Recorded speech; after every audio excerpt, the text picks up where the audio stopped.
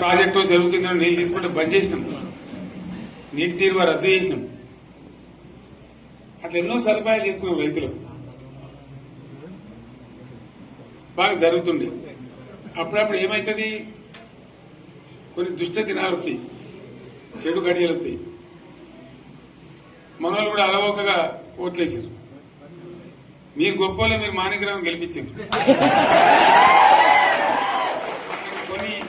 కొన్ని నియోజకవర్గాలలో అత్యాశకు పోయి నేను చెప్పినప్పుడు అప్పుడు మంది మాటలు పట్టుకొని మారమానం పోతే మళ్ళీ వరకు ఇల్లు కాలిపోతారు. వీళ్ళని నమ్మితే అమాంతం మింగుతారు, మోసపోతాం. రైతు బంధుకు రామరామ అంటారు, దళిత బంధుకు జై భీమ్ అంటారు. వీళ్ళు ముంచుతారా నాయన అని చెప్పినండి. ఆయన వాడు తులం బంగారం ఇంత, నీకు ఏంటి, నీకు బంగారం వడ్డానం పెడతాను కానీ ఆయన నమ్మి ఏమో మీ సంగతి ఎంతో చూద్దామని ఆయన వేశారు. వేసింది ఇరుకపోయారు, బావిలో పడ్డారు, అయిపోయి ఉన్నాయి అన్ని మీకు. ఇప్పుడు మళ్ళీ మొదటికి వచ్చానా కైలాసం ఆడలో పెద్ద పామింగినట్టు అయింది మళ్ళీ. అంతే కదా, ఆలోచన లేకుండా ఎటు పడితే అటు ఎవడో ఏదో చెప్తే నమ్మి ఓట్లేస్తే ఏమైంది అనేది ఒక మంచి గుణపాఠం ఇది తెలంగాణ. గ్యారంటీగా మంచిగా సంసారం జరుగుతుంది. జర తువ్వకచ్చినాం, రైతులు ఇంత ముఖం తెలివైతుండ్రి, ఇంత బాకీలు కట్టుకుంటుండ్రి. ఎంతో మంది పాపం సిటీలు వేసుకుందరు, ఏదో వేసుకుందరు. రైతు బంధు పైసలు పడితే ఎంత సంతోషం ఉంటుండే. ఆయన మీద గంగలు గడిచిపోయింది. ఇప్పుడు వాడు ఇతడో ఏడో భగవంతుని కనుక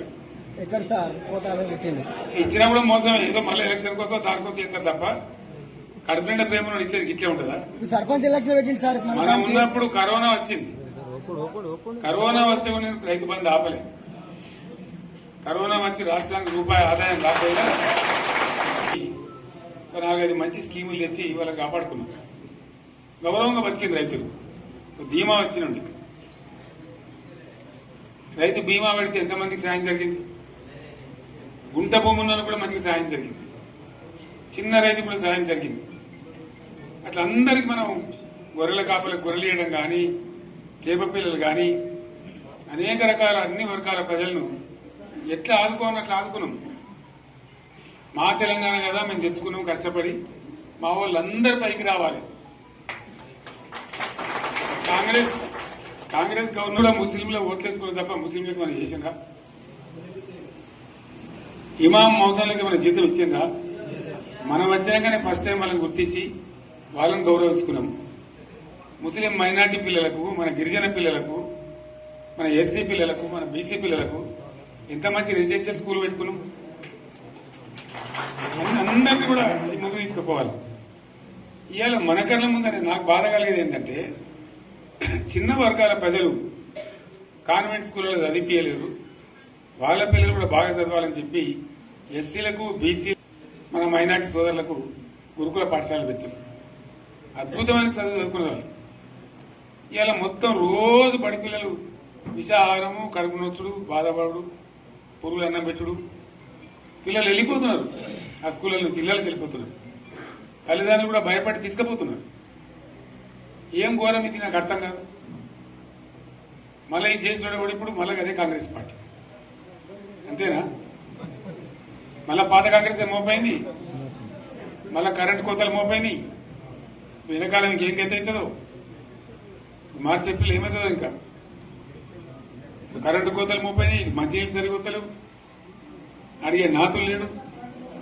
ఎవడన్నా గట్టిగా నిలదీసినట్టు వారికి పోలీసు స్టేషన్లో పట్టేయడం. ఇదేనా రాజ్యం? ఇట్లా ఉంటుందా రాజ్యం? ఎందుకు వచ్చింది ఈ పరిస్థితి చెప్తా. నాకేం గుర్తులేదు.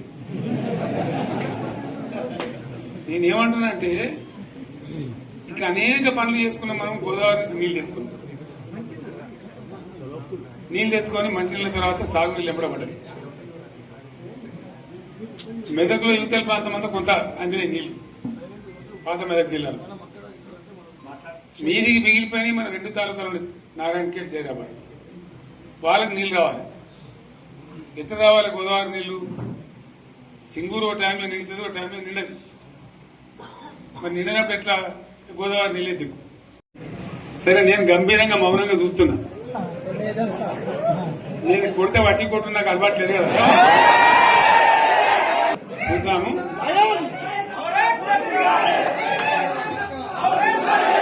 నా రోజులు కానీ అన్నట్టుగా నేను చూస్తా ఉన్నా. కానీ మనోళ్ళందరూ కూడా ప్రతిపాదిస్తున్న ఏంటంటే, ఒక సంవత్సరం జరిగిపోయింది, సంగమేశ్వర ఆన్నే పన్నది, బసవేశ్వర ఆన్నే పన్నది, పాలమూరు ఉత్పత్తుల పథకం ఆన్నే పన్నది, కాళేశ్వరం అట్లే ఎండబెడుతున్నారు, ఇవన్నీ అన్యాయాలని. కాబట్టి ఫిబ్రవరి నెలాఖరులో ఒక పెద్ద బహిరంగ సభ పెట్టాలి, ఇలా కథ చూడాలి, ఇది జరుగుతూ ఉంది.